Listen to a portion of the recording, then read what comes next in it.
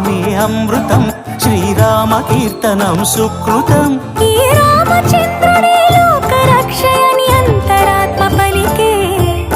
జగదానందకారక జయ జానకి ప్రాణనాయక శుభ స్వాగతం ప్రియ పరిపాలక జగదానందకారక జయ జానకి ప్రాణనాయక